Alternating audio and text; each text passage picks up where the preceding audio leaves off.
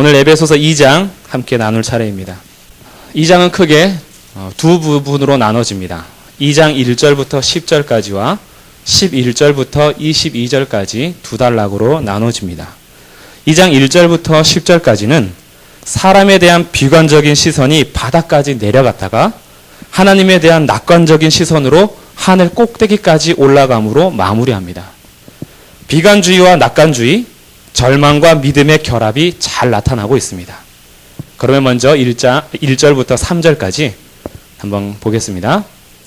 그는 허물과 죄로 죽었던 너희를 살리셨도다. 그때에 너희는 그 가운데서 행하여 이 세상 풍조를 따르고 공중의 권세 잡은 자를 따랐으니 곧 지금 불순종의 아들들 가운데서 역사하는 영이라. 전에는 우리도 다 그 가운데서 우리 육체의 욕심을 따라 지내며 육체와 마음에 원하는 것을 하여 다른 이들과 같이 본질상 진노의 자녀이었더니.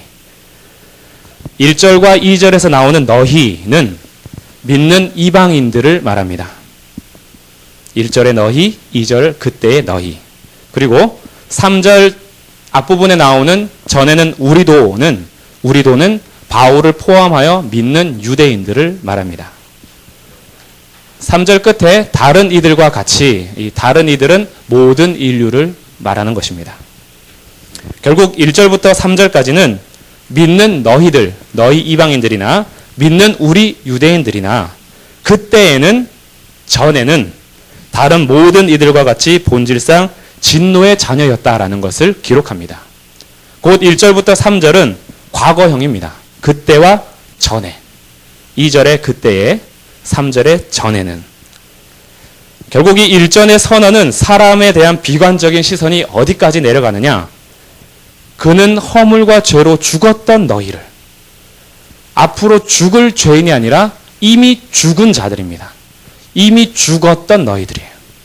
생명을 가지고 있기 때문에 우리들은 허물과 죄로 인해서 죽을 죄인으로 생각하지만 성경은 선언하는 것입니다. 이미 우리는 죽어 있는 자들입니다. 죽었던 자들. 허물과 죄로 인해서 죽었던 자들인데 이 허물이란 말은 잘못된 발걸음을 의미합니다. 내가 이미 알고 있는 경계선을 넘어가는 것을 말해요. 올바른 길에서 벗어나는 그 잘못된 발걸음을 허물, 파라푸노마라는 헬라어를 씁니다. 그리고 죄는 하마르티아, 관역을 벗어나는 것입니다. 하나님께 미치지 못하고 하나님을 벗어나는 그것을 죄라고 합니다. 그러니 2장 1절에서 우리들을 어디까지 내려가느냐? 우리의 비참함이 잘못된 발걸음과 하나님을 벗어남으로 인해서 이미 죽은 자들이라는 것을 우리의 정체성을 밝혀줌으로 시작하고 있습니다. 이미 죽어있는 자들, 이것이 타락 이후의 우리의 정체성입니다. 우리들은 살아있으나 살아있는 자가 아니었고 호흡이 있으나 사실은 죽어있는 자들이었습니다. 그때 우리들의 모습은 어땠느냐? 2장 2절. 그때 너희는 그 가운데서 행하였습니다. 그 가운데는 허물과 죄로 죽어있는 상태에서 행했다라는 것입니다. 허물과 죄 가운데에 행하는 우리의 모습은 죄에게 종노릇했다라는 것을 말해줍니다. 그리스도인이 되기 이전의 상태는 세상과 육신과 마귀에게 그 영향력 아래에서 그들의 주관, 그들의 종로로 탔던 것이 우리의 모습이었다라는 것을 2절에서 설명합니다. 그때 너희는 그 가운데서 행하여 이 세상 풍조를 따르고 공중의 권세 잡은 자를 따랐습니다. 그 가운데서 행했던 두 가지, 첫 번째는 이 세상 풍조를 따르는 것, 두 번째가 공중의 권세 잡은 자를 따르는 것입니다. 이 세상 풍조는 또 두 개념이 결합된 것인데요. 첫 번째는 악하고 어두운 시대입니다. 악하고 어두운 시대. 그리고 두 번째가 하나님과 관련 없는 세속주의. 이 두 가지를 합친 것을 이 세상 풍조라고 합니다. 악하고 어두운 시대요, 하나님과 관련 없는 세속주의를 따르는 자들이었다라는 것이죠. 공중의 권세 잡은 자라는 말은 실존하고 있는 마귀의 세력들입니다. 허물과 죄로 죽었던 너희는 그때에 그 죄 가운데 행하여 공중 권세 잡은 자의 명령하에 움직이는 종이었다라는 것입니다. 이 세상 풍조를 따르고 공중의 권세 잡은 자를 따른다는 것은 결국 사람들이 자기의 올바른 생각을 갖지 못하게 하므로 하나님과 반대되는 가치관을 주입시켜서 그 영향력을 점점 확대하는 현상을 말해줍니다. 하나님과 반대되는 가치관이 사회의 풍조, 이 세상 풍조로 이루어지고 공중 권세 잡은 자들이 그 영향력을 행사하다 보니까 그 가치관을 따르지 않는 자들은 소외됩니다. 텔레비전이나 잡지, 인터넷과 같은 대중문화에 굴복하게 되는 것입니다. 이 세상 풍조의 바다에 표류된 상태에서 그저 흘러가는 대로만 살아갈 수밖에 없는 상태가 그때 우리의 모습이었다라는 것을 말해주는 것입니다. 스마트폰 거의 다 갖고 계시죠? 우리나라의 64%가 스마트폰을 사용하고 있습니다. 64%라는 인원은 3천만 명 이상이라는 거예요. 저희 나라 인구가 약 4,900만 명이 조금 안 되는데 그 중에서 3천만 명 이상이 다 스마트폰을 사용하고 있습니다. 그런데 문제는 PC 기계들을 살 때마다 하는 말이 있습니다. 오늘 내가 산 최신형 기기는 내일이 되면 구식이 돼버립니다. 그만큼 세상이 빠르게 기기들이 새롭게 출발합니다. 지금 스마트폰이 나온 것만 해도 100여 종이 넘습니다. 종류가 그렇게 많아요. 그래서 사람들은 스마트폰을 또 계급 삼아서 어떤 스마트폰은 왕, 그 밑에는 무종, 그리고 그 밑에 양반, 그 밑에 서민, 그리고 노예, 이렇게 해서 스마트폰 계급도가 2012년에 그렇게 유행했습니다. 그것으로 인해서 그냥 단순히 스마트폰이 우리가 연락하거나 정보를 얻는 기기가 아니라 자기의 자존감을 나타내는 현상으로 나타났다라는 것입니다. 이 세상 풍조를 따르는 거예요. 내가 그것을 갖고 있지 못함으로 인해서 자기의 정체성이 흔들리고 자존감이 낮아지는 현상이 나타납니다. 예전에 쓰고 있던 폴더 핸드폰을 가지고 있으면 어디 가서 내놓지 못해요.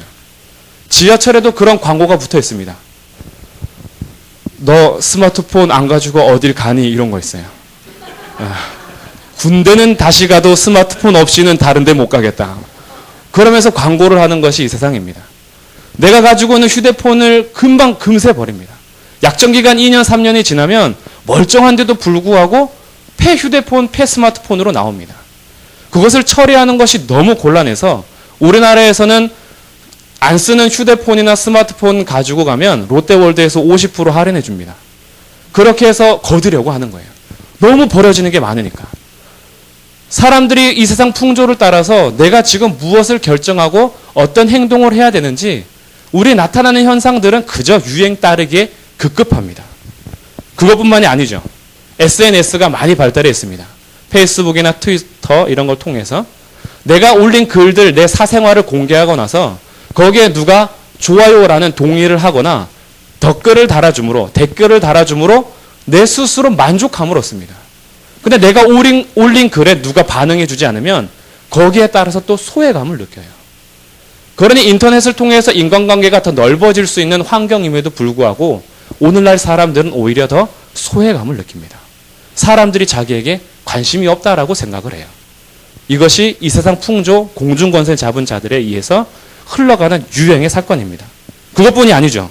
계절마다 유행하는 옷, 계절마다 유행하는 신발, 그것을 내가 소유하지 못하면 내가 꼭 못 사는 사람인 것처럼, 나는 좀 뒤떨어진 사람인 것처럼 생각하게 만드는 이 세상 풍조.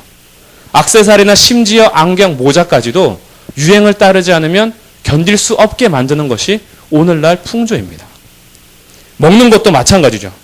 유행하는 음식이나 TV에 나온 맛집 한번 가지 못하면 나는 꼭 못 먹고 사는 사람인 것처럼 여겨집니다. 잘 먹고 있는데 TV에 나오는데 못 갔다 이거예요. 어떻게 해서든지 어디에 있든지 구석구석까지 찾아가서 거기에 다녀왔다라는 인증샷을 남겨야지만 자기 스스로 존재감을 확인하는 세대가 오늘날 세대입니다. 사는 집도 마찬가지입니다.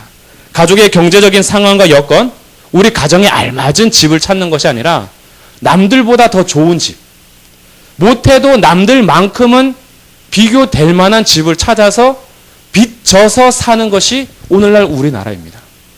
서울에서 집 가진 사람들 중에 은행에서 대출 안 받고 집 사는 사람 별로 없습니다. 이것은 부동산의 거품 때문이기도 하지만 진짜 거품은 우리의 눈높이가 너무 높아져서 무엇이 옳고 그름인지 판단도 하지 않은 채 이 세상 풍조를 따라가는 우리의 죄악된 본성 때문입니다. 우리의 현상이 바로 이랬다라는 거예요. 우리가 그때에는 죽었던 자들이요, 그것으로 인해서 이 세상 풍조를 따르고 공중 권세 잡은 자들에게 휘둘려서 거기에서 종로로 타던 자들이 바로 우리들의 모습이었다라는 겁니다. 유행에 따라가지 못하면 인생 자체가 뒤처지는 것 같고 자신의 가치마저 떨어지는 것 같이 여겨지면서 자존감은 계속해서 무너집니다. 하나님과 전혀 상관없는 자존감. 텔레비전이나 높은 시청률을 기록하고 있는 드라마, 개그 프로그램, 그리고 버라이어티나 토크쇼 같은 프로그램 보면서 거기에 유행하는 말들을 따라가지 못하면 대화도 안 되는 오늘날 사회입니다.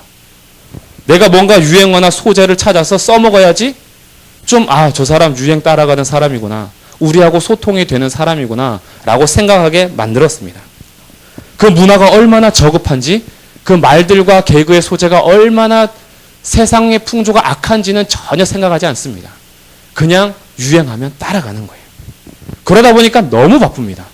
세상의 유행 풍조 따라가려고 하다 보니 바빠서 도대체 내가 무엇을 위해서 달려가는지도 모른 채 그저 달려갑니다. 그래서 뒤돌아보면 내가 왜 여기 있는지도 몰라요. 그냥 유행 따라 가다 보니 너무 바빠서 기도할 시간도 없고 하나님 말씀 붙들고 주의 말씀 읽을 시간도 없습니다. 성경을 읽거나 공부하고 연구하는 사람, 기도하는 사람은 할 일 없어서 느긋한 사람만 하는 것으로 여겨지는 것이 오늘날 세상입니다. 이것이 이 세상 풍조를 따르고 공중권세 잡은 자들을 따르는 현상입니다.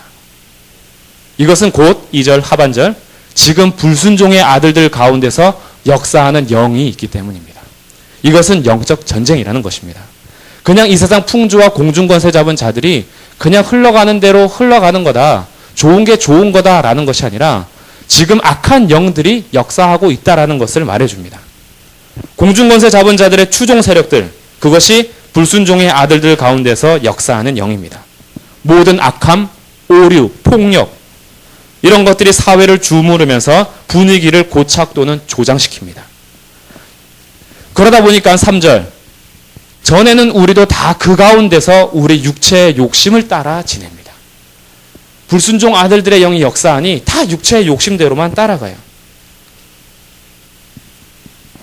그래서 영화 산업이나 대중매체 산업을 보면 요즘에 신문이나 인터넷 기사마저도 외설적이거나 폭력적인 기사가 들어가지 않으면 읽질 않습니다. 한국 영화에서 대박 나려면 3가지가 꼭 필요하다라는 말이 있습니다. 욕, 폭력, 섹스. 이 3가지 요소가 빠지면 영화 산업 안 된다라는 거예요. 그만큼 오늘날의 세대가 이 세상의 불순종 아들 가운데 역사하는 영들로 인하여서 타락하고 타락하여서 걷잡을 수 없을 때까지 판치는 것이 세상 문화입니다. 욕은 저주임에도 불구하고 우리들이 그것을 모르고 그냥 습관처럼 합니다. 우리들의 뇌가 좀 바보스럽다 해요.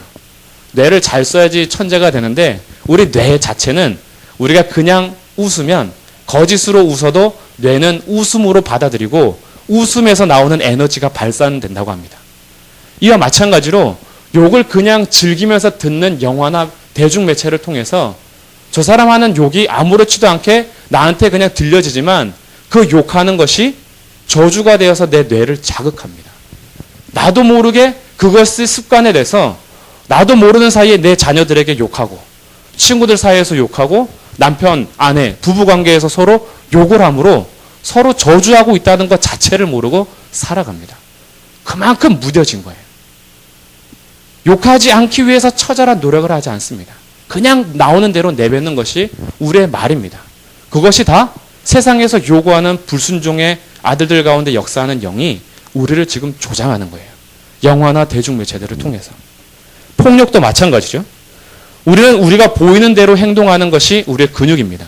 내가 생각하고 이성적으로 판단해서 행동하지 않고 먼저 몸이 움직입니다.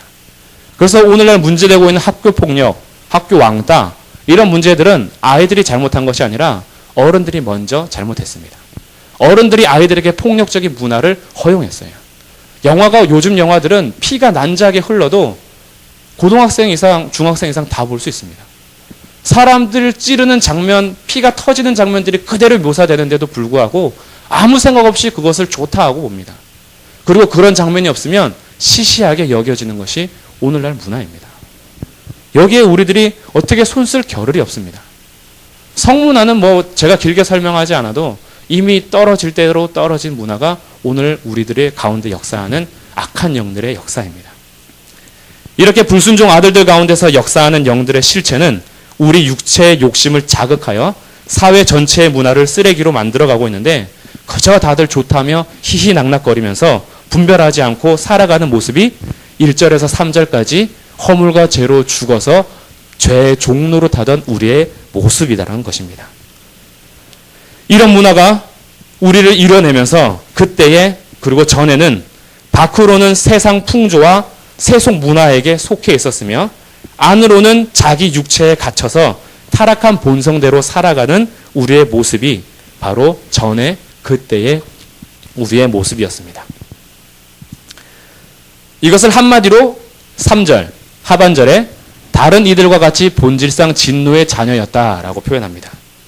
죄와 허물로 죽었던 자요 악한 영의 종로로 탔을 뿐 아니라 하나님의 정죄와 심판을 받아야 마땅한 진노의 자녀가 우리의 모습입니다. 첫 번째가 죽었던 자, 두 번째가 종노릇, 세 번째가 진노의 대상입니다. 그것이 우리의 모습이었습니다.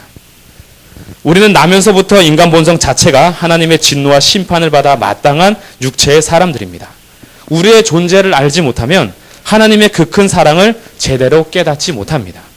왜 그리스도의 십자가가 아니면 우리가 구원을 받지 못하는지, 왜 하나님께서는 그 길만 유효하다고 하시는지 우리 존재에 대해서 자각하지 않으면 하나님은 너무 이기적으로 우리를 이끌어간다라고 생각합니다. 근데 오늘 에베소서 2장 1절부터 3절까지 우리의 본질의 모습을 드러내주고 있습니다. 허물과 죄로 죽었던 자요, 악한 영들에게 종로로 타던 자요, 그리고 하나님께는 본질상 진노의 자녀였다라는 것입니다. 그런데 이 상태가 과거형으로 쓰여졌다라는 것에 저희들이 반전을 찾을 수 있습니다. 4절 긍휼이 풍성하신 하나님이 우리를 사랑하시 그 큰 사랑으로 인하여 4절 앞에다 그러나를 기록해 주십시오. 원어상에 빠져있는 것이 그러나입니다. 완전한 반전을 이루는 접속사예요. 전에는 우리가 하나님의 본질상 진노의 자녀였다. 그러나 긍휼이 풍성하신 하나님이 역전의 일을 하시고 계시다라는 것을 보여주는 거예요. 우리의 상태를 그대로 두지 않으시고 반전시키시는 하나님의 사역, 그 사랑과 긍휼하심, 그 크신 은혜를 나타내는 접속사 그러나. 그러면 하나님께서 우리의 상태를 어떻게 역전시키셨느냐? 5절부터 6절까지 기록됩니다. 허물로 죽은 우리를 그리스도와 함께 살리셨고 너희는 은혜로 구원을 받은 것이라. 또 함께 일으키사 그리스도 예수 안에서 함께 하늘에 앉히시니, 함께가 3번 나오는데 동그랗게 표시를 해주십시오. 함께 살리셨고 함께 일으키셨고 함께 하늘에 앉히셨다라는 거예요. 우리의 상태를 이렇게 역전시키셨다라는 겁니다. 성부 하나님께서는 십자가에서 죽으신 성자 하나님 예수 그리스도를 살리셨습니다. 그리고 일으키셨습니다. 또한 하늘에 앉히셨습니다. 그런데 바울은 지금 5절, 6절을 기록하면서 지금 우리도 그와 함께 살림 받았고 일으킴 받았고 안침 받았다라고 선언하는 것입니다. 이것은 그리스도와 연합되었다라는 것을 설명하는 거예요. 우리가 예수 그리스도와 연합되었기 때문에 이제 우리는 그와 함께 살았고 그와 함께 일어났으며 그와 함께 하늘에 안침을 받았다라는 것입니다. 살리셨고 그와 함께 살리셨고 죽었던 자가, 허물과 죄로 죽었던 자가 예수 그리스도와 함께 새 생명을 얻었습니다. 그와 함께 일으키셨고 전적으로 새롭고 다른 위치로 끌어올리셨습니다. 죄의 삶을 영위하고 이 세상 풍조를 따르며 불순종 아들의 영에게 지배를 받던 우리들의 위치를 이제는 더 이상 정죄 아래 있지 않고 하나님에 대하여 살게 하셨고 믿음으로 말미암아 의롭다 하셨습니다. 우리는 하나님 나라의 백성으로 주님께서 우리의 위치를 높이셨어요. 그래서 함께 하늘에 앉히셨습니다.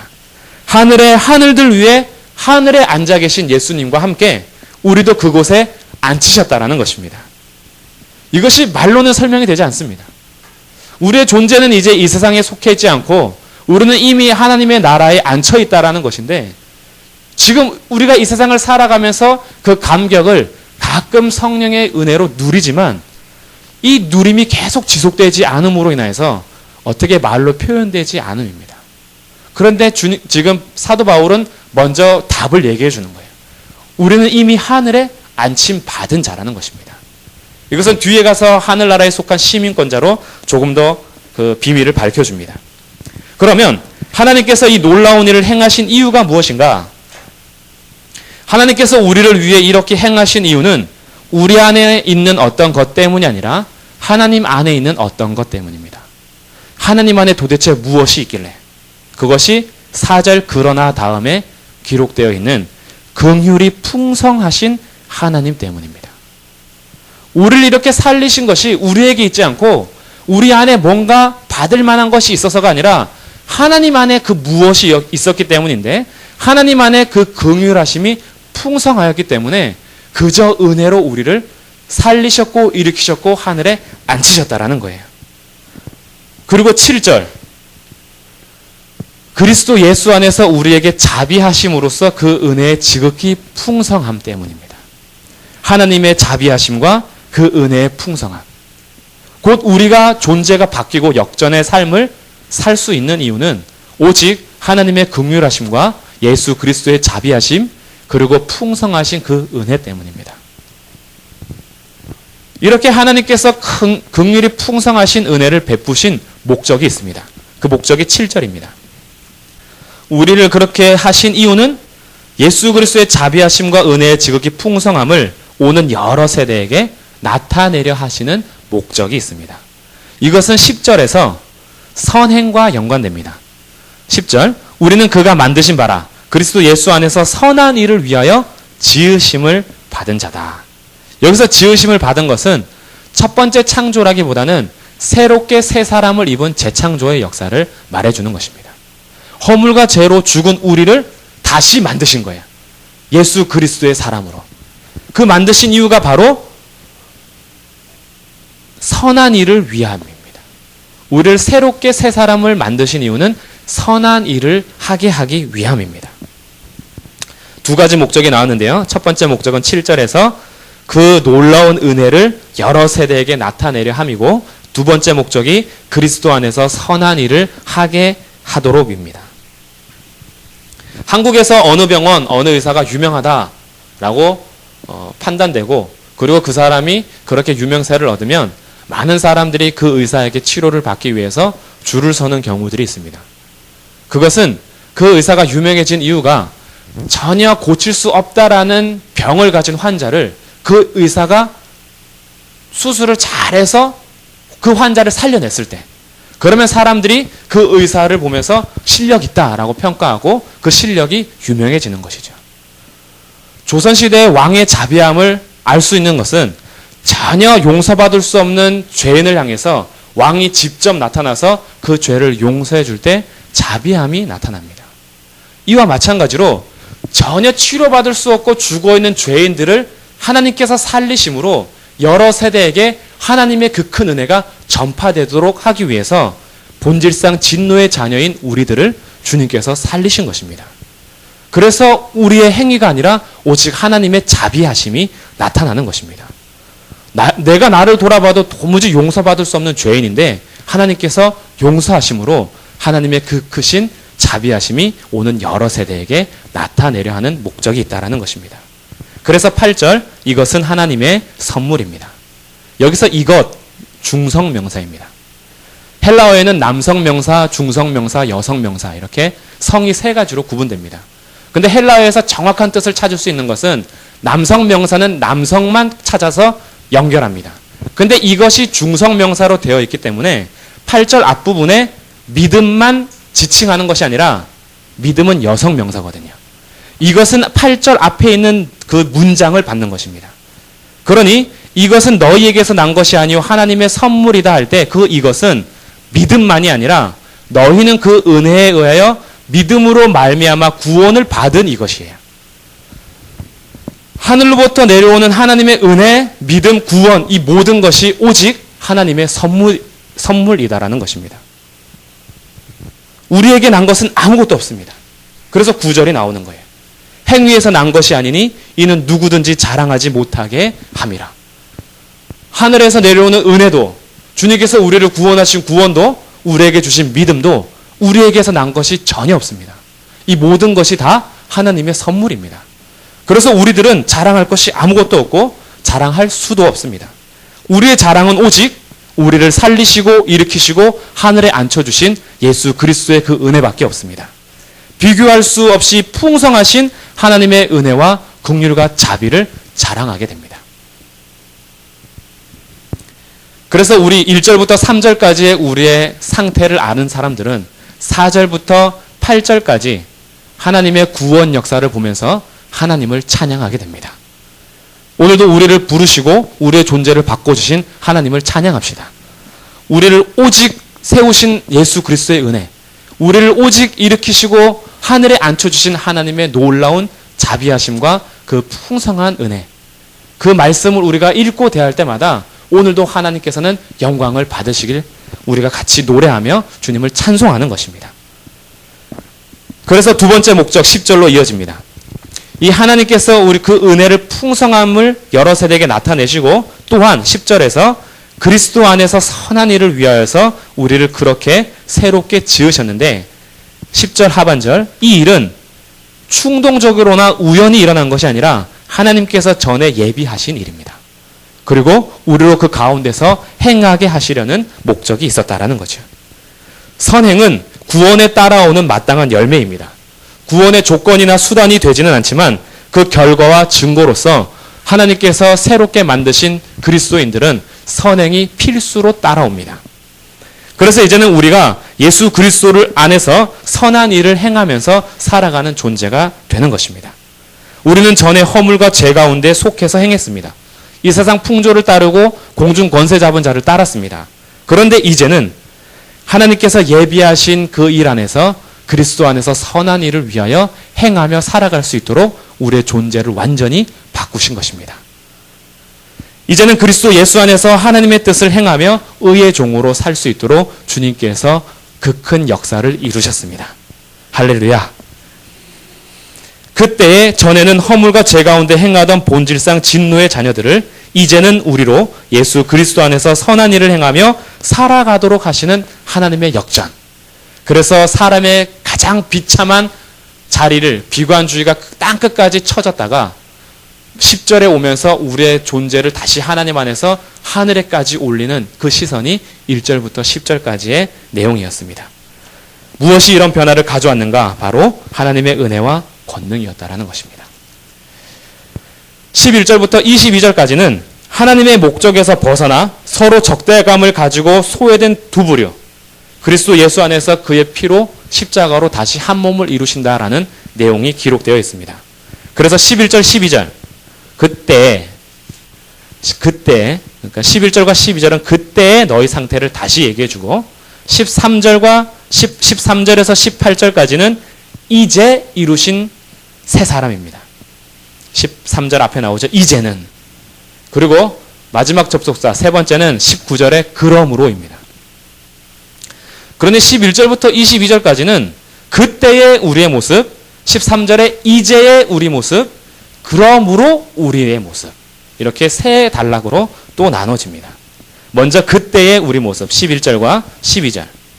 그러므로 생각하라.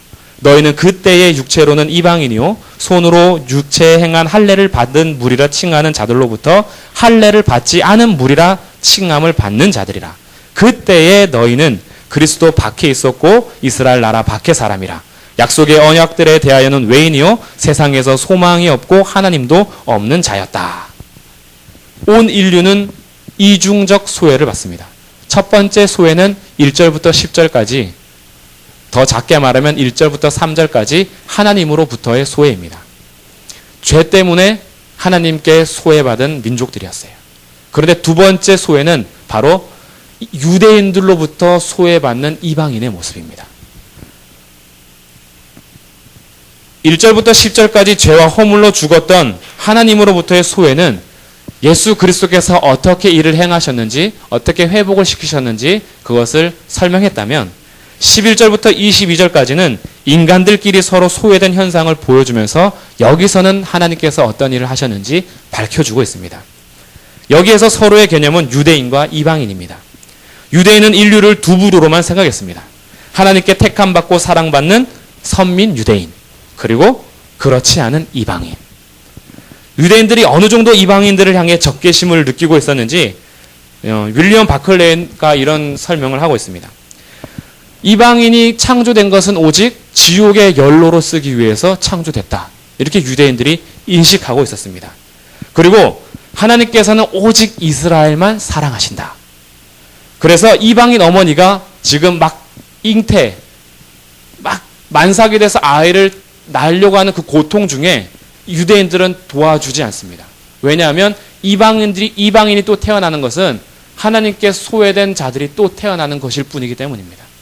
돕지 않아요. 거기에 대해서. 그리고 유대인 남자가 이방인 여자랑 결혼하든가 유대인 여자가 이방인 남자랑 결혼하면 유대인 사회에서는 그 유대인 그 사람의 장례식을 치릅니다. 죽었다라는 거예요. 유대인들과 결합은 곧 죽음을 의미했습니다. 아주 유대인과 이방인은 절대 합칠래야 합칠 수 없는 부류들이었습니다. 그런데 이것은 유대인들이 바른 성경의 지식, 하나님에 대해서 바르게 이해해서 나타난 현상이 아니라 하나님의 뜻을 바르게 알지 못했기 때문에 나타난 현상이었습니다. 그런데 이제는 13절, 이제는 전에 멀리 있던 너희가 그리스도 예수 안에서 그리스도의 피로 가까워졌습니다. 그때에는 유대인들로부터 소외를 당했고, 그리고 12절에 그리스도 밖에 있었고 이스라엘 나라 밖의 사람이었는데 약속의 언약들에 대해서도 외인이었는데 세상에선 소망도 없고 하나님도 없었는데 13절 이제는 그렇지 않다라는 거예요. 멀리 있던 너희를 하나님께서 예수 그리스도의 피로 가깝게 다시 세우십니다. 그래서 자기 피를 다 쏟으심으로 우리의 화평이 되셨습니다. 14절 읽어볼까요?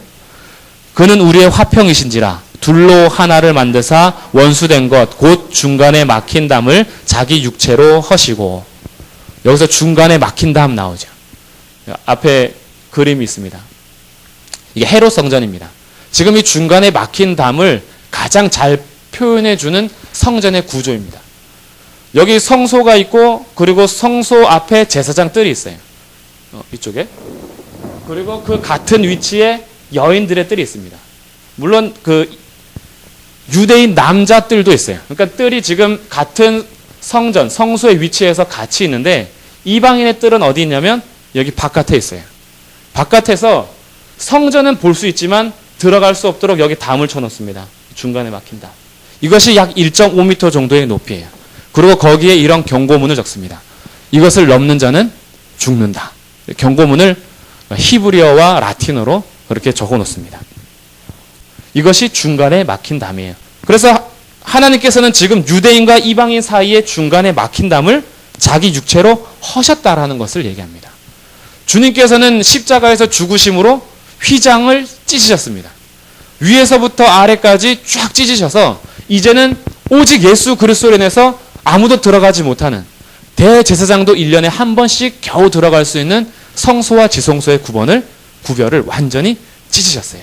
그리고 오직 예수 그리스도를 의지하고 그의 피로 담대히 하나님께 나아갈 수 있도록 하셨습니다. 그런데 그 피가 하나님과 나와의 개인적인 관계로만 작용한 것이 아니라 오늘 에베소서에서는 이 중간에 막힌 담까지 허셨다라는 것을 표현하므로 유대인과 이방인이 이제 더 이상 두 부류가 아니라 예수 그리스도 안에서 한 세 사람을 입는다라는 것을 설명해 주고 있습니다. 15절 법조문으로 된 계명의 율법을 폐하셨으니 이는 이 둘로 자기 안에서 한 세 사람을 지어 화평하게 하시고. 유대인과 이방인은 물과 기름처럼 섞일 수 없는 자들이었습니다. 그런데 그리스도의 피로 이들을 한 세 사람으로 지어서 서로 화평하게 하셨어요. 이것은 사실 놀라운 일입니다. 유대인들은 지금 이 외형적으로 나타나는 담이 문제가 아니라 이방인들을 향한 적대감과 적의가 더 문제였어요. 이방인들을 보면서 멸시하고 개만도 못한 자들로 취급하는 그들의 높은 마음, 그리고 전혀 하나님으로부터 출발하지 않은 잘못된 선민 사상이 온 인류가 예수 그리스도 안에서 오히려 합한 자로 서지 못하게 하며 분리가 돼서 도무지 한 세 사람을 지울 수 없는 자신들의 위치를 견고히 세우고 있었던 것입니다. 그런데 이런 유대인의 적대감이 하나님으로부터 온 것이 아님은 하나님께서는 타락한 이후에 아브라함을 부르셔서 이스라엘이라는 민족을 탄생시키십니다. 그런데 이 이스라엘의 정체성은 제사장 나라였습니다. 제사장 나라여 거룩한 나라 백성이었다라는 것은 하나님께서는 이스라엘만 사랑한 것이 아니라 이스라엘을 통해서 모든 열방이 하나님을 알 수 있도록 하는 것이 하나님의 목적이었습니다. 그런데 시간이 지나면서 유대인들이 하나님의 뜻을 버리고 오직 자기들만 택함 받은 선민인 것처럼 그렇게 이방인들을 멸시하고 무시함으로 하나님의 복음과 제사장 나라의 역할은 전혀 감당하지 못했습니다. 자신들의 존재의 사명을 상실한 것이죠. 그래서 예수께서 오셔서 자기의 피로 이 담을 허신 것을 우리 가운데 다시 보여줍니다. 그런데 이 마음 깊은 곳에서 적대감은 우리나라에서도 엿볼 수 있는 마음입니다. 우리나라는 단일 민족이라는 사상으로 자부심을 치켜 세우던 나라입니다. 반만년의 역사를 늘 자랑하면서 당군 신화를 얘기하며 홍익인간 뜻으로 우리는 단일 민족이 됐다라는 것이 우리의 자랑이었어요. 제가 어렸을 때까지만 해도 학교에서 우리의 단일성을 엄청 강조했습니다. 우리 민족은 정말 유별날 정도로 유일한 단일 민족. 다 섞여 사는데 우리나라만큼은 전혀 단일 민족의 그 뿌리를 깊게 지켜오고 있었다라는 것을 그렇게 가르치셨어요. 그래서 그 자부심을 느끼게 하셨습니다. 그런데 몇 년 전부터 아시죠? 대중매체 광고를 통해서 다문화 가정을 그렇게 소개합니다. 이제 세상이 좀 바뀌었거든요. 그래서 다문화 가정에 대해서 인식을 바꾸기 위해서 광고도 하지만 우리의 깊은 마음에서는 그들을 멸시하는 마음을 지울 수가 없습니다.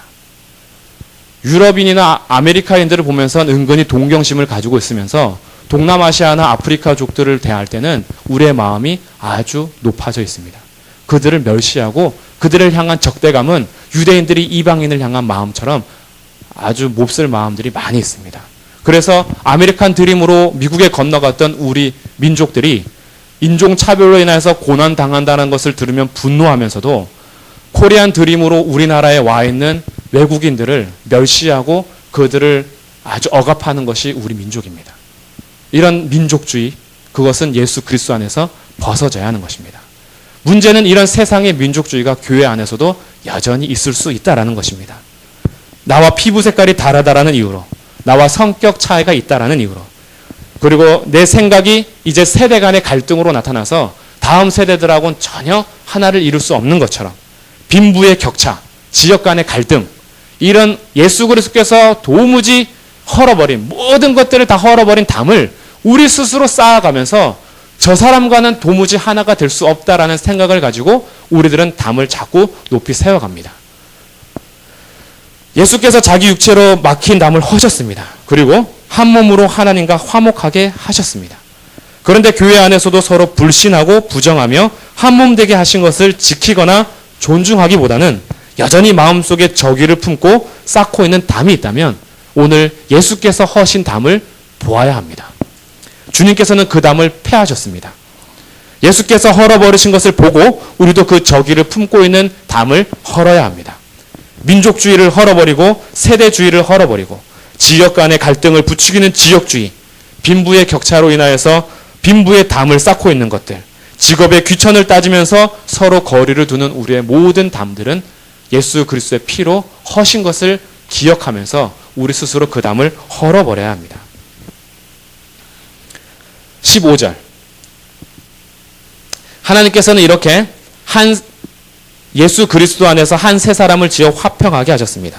유대인과 이방인 사이에 도무지 넘을 수 없는 담을 예수께서 허심으로 이제 그 둘이 한 세 사람이 되었고, 그리고 16절. 예수 그리스도께서 이 두 적대감, 십자가로 이 둘을 한 몸으로 하나님과 화목하게 하셨습니다. 원수된 것을 십자가로 소멸하셨습니다. 11절부터 22절을 통해 유대인과 이방인의 분열, 적대감도 예수께서 온전히 자기의 피로 해결하셨다라는 것을 기록하는 것입니다. 우리 안에 원수를 맺고 있는 담은 우리 스스로 무너뜨릴 수 없습니다. 예수 그리스도께서 자기 육체로 헐어주셨음을 믿으십시오. 그래서 우리 안에 쌓고 있는 담들도 무너뜨릴 수 있습니다.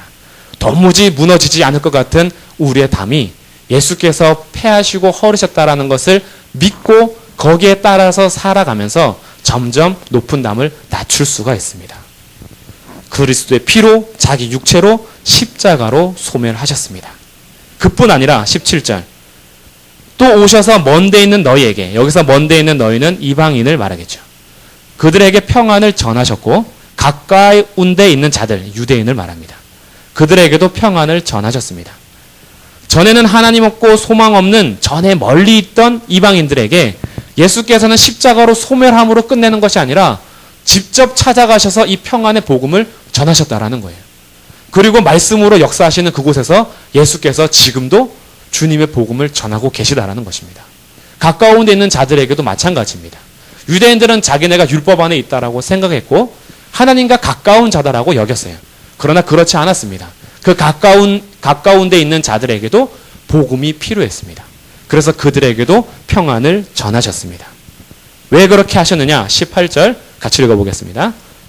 이는 그로 말미암아 우리 둘이 한 성령 안에서 아버지께 나아감을 얻게 하려 하심이라.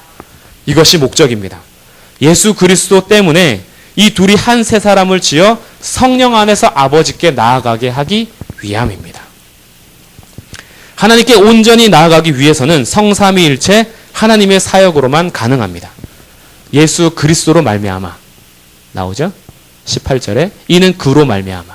그리고 두 번째 성령 안에서 성령 하나님의 사역. 세 번째 성부 하나님께 나아감을 얻게 됩니다.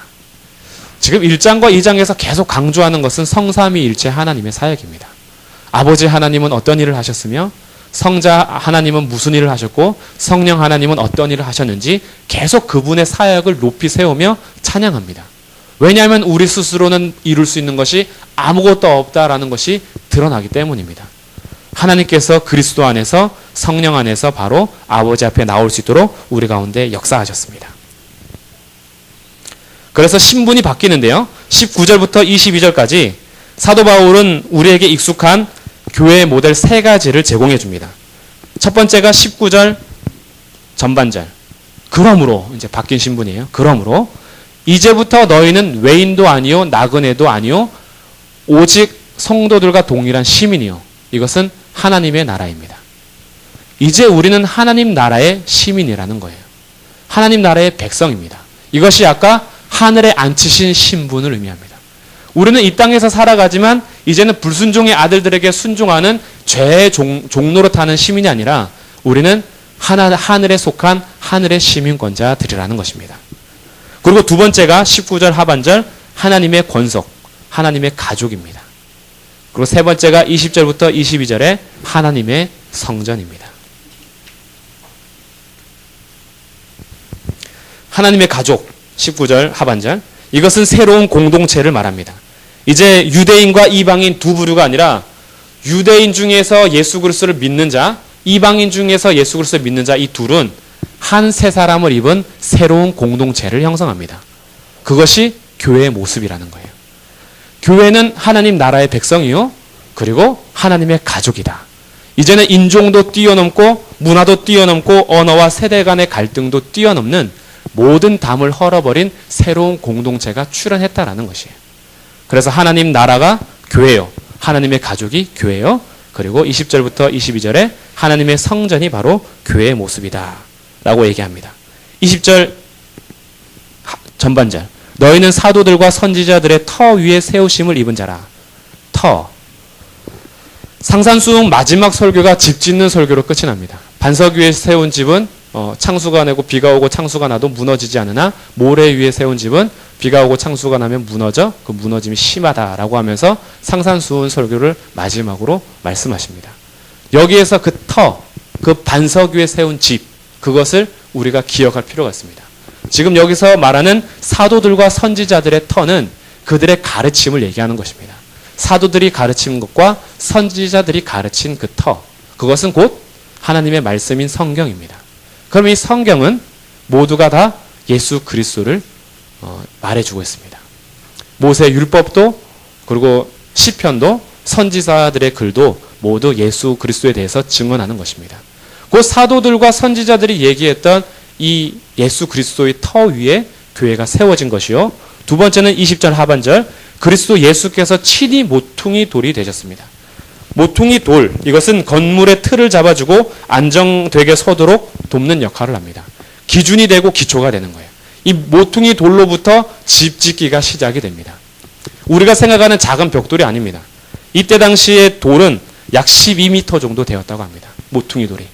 12m나 되는 모퉁이 돌을 세워놓고 그것을 기준으로 높이 세워가고 옆으로 세워서 기준과 기초를 삼아서 건물이 지어져 가는 것입니다. 그런데 누가 모퉁이 돌이 되셨냐면 그리스도 예수께서 친히 모퉁이 돌이 되셨습니다. 그래서 교회는 반석이신 예수님의 터 위에 모퉁이 돌이신 예수님이 모퉁이 돌이 되시는 예수님으로부터 교회가 세워지고 출발하는 것입니다. 이것이 교회의 모습이라는 거예요. 그리고 세 번째 21절. 그의 안에서 건물마다 서로 연결하여 주 안에서 성전이 되어가고 너희도 성령 안에서 하나님이 거하실 처소가 되기 위하여 그리스도 예수 안에서 함께 지어져 가느니라. 예수님께서 친히 터가 되시고 모퉁이 돌이 되셔서 기초가 되셨습니다. 그리고 기준이 되셨어요. 이제는 지어져 가는 벽돌들은 주님께서 한 몸으로 세우신 믿는 자들입니다. 그리스도인들이 서로 연결하여져서 성전이 완성되어 가는 거예요. 그렇기 때문에 우리의 신앙은 개인주의가 아닙니다. 우리 개인으로 스스로 서는 것이 아니라 구원에 필수적으로 따라오는 것은 교회 공동체입니다. 복음의 역사가 나타나는 현장에 교회 공동체가 형성되는 이유는 믿는 자들이 서로 만남으로 함께 지어져 가기 때문입니다. 교회는 혼자 존재하지 않습니다. 교회는 함께 존재합니다. 예수 그리스도의 터 위에 그를 기초 삼아서 그의 기준 삼아서 건물이 서로 연결되어 지어져 가는 것입니다. 이것은 나중에 4장에서 하나님께서 주신 선물의 분량대로 은사에 따라 섬기는 그곳에서 조금 더 자세히 설명드리겠습니다. 그 안에서 건물마다 서로 연결하여 주 안에서 성전이 되어가고 너희도 성령 안에서 하나님이 거하실 처소가 되기 위하여 그리스도 예수 안에서 함께 지어져 가느니라. 이렇게 서로 지어져가는 이 교회, 이것은 건물의 외형적인 모습이 아니라 예수 그리스도를 터 삼고 예수 그리스도를 모퉁이 돌 삼는 믿는 자들의 모임이 바로 교회라는 것이고, 이 교회의 영광된 모습은 요한계시록 21장 3절에서 절정을 이루며 마치게 됩니다. 요한계시록 21장 3절 한번 같이 보겠습니다. 내가 들으니 보좌에서 큰 음성이 나서 이르되 보라, 하나님의 장막이 사람들과 함께 있음에 하나님이 그들과 함께 계시리니 그들은 하나님의 백성이 되고 하나님은 친히 그들과 함께 계셔서, 하나님께서 그들을 하나님 백성 삼으시고 하나님이 그들과 친히 함께 계신다라는 이것이 성전으로 지어져가는 주의 백성들이 누리는 최고의 영광입니다. 하나님께서 주의 이름으로 모이는 그곳에 함께 계시는 거예요. 그 누구도 침범할 수 없기 때문에 요한계시록 4절이 이어지는 것입니다. 모든 눈물을 눈에서 닦아주시고 사망이 없고 애통하는 것이나 곡하는 것이나 아픈 것이 다시 있지 않으니 처음 것들이 다 지나갔습니다. 오직 보좌에 앉으신 예수 그리스도께서 우리의 터가 되시고 모퉁이 돌이 되셔서 이제 서로 연결하여 지어져가는 성전에 친히 임재하실 것입니다. 이 임재는 모세의 성막에 임재하셨던 그 임재요, 솔로몬의 성전에 가득히 임재하셨던 그 영광이요, 에스겔에게 환상을 보여주셔서 그 떠나셨던 하나님의 영광이 다시 오심으로 여호와 삼마라는 이름을 주신 여호와께서 거기 계시다라는 그 임재입니다. 이제 우리가 그리스도의 터 위에 모이는 그곳에서 주님께서는 우리와 함께 계심을 약속하셨습니다. 그리고 그 약속은 지금도 지켜나가시고 어떠한 환난과 풍파 속에서도 우리의 약함이나 우리의 부족함 속에서도 하나님께서 친히 우리를 백성 삼아주시고 친히 이곳에 함께 하십니다. 그래서 우리에게는 옆에 있는 성도가 필요합니다. 나와 맞지 않다라고 해서 칠 수 있는 담이 아니라 옆에 있는 성도가 없다면 우리는 온전한 교회의 모습을 회복할 수 없습니다. 그렇기 때문에 옆에 있는 성도들과 함께 손잡고 끝까지 가야 하는 것입니다. 함께 지어져가는 벽돌임을 기억하십시오. 우리의 막힌 담들, 우리 눈에 따라서 이 세상의 풍조를 따르고 불순종의 아들의 영에 사로잡혀서 죄의 종로로 타던 우리들, 죽어있던 우리들, 하나님의 진노의 대상이었던 우리들을, 그러나 그 긍휼이 풍성하신 하나님께서 우리를 살리셨고 일으키셨으며 예수 그리스도와 함께 하늘에 앉혀주셨습니다. 그 놀라운 은혜를 입은 자들은 유대인과 이방인이 두 부류로 나눠지는 것이 아니라 우리들의 민족주의를 벗어나고 세대주의를 벗어나고 우리들이 품고 있는 적이감과 모든 적대감을 다 내려놓고 우리가 원수 맺은 모든 담들을 헐어버리신 예수 그리스도 안에서 한 세 사람을 입어 이제는 예수 그리스도의 터 위에 예수 그리스도의 모퉁이돌 삼아 함께 성전으로 지어져가는 지체 되림을 기억하십시오. 그리고 우리를 구원하신 하나님을 찬양합시다. 우리를 교회로 부르신 하나님께 영광을 돌립시다. 우리 하나님께서 모든 일을 이루기 위하여서 예수 그리스도께서 자기 몸을 찢으시고 모든 피를 쏟으셨습니다. 오직 하나님께 영광을 올려드립니다.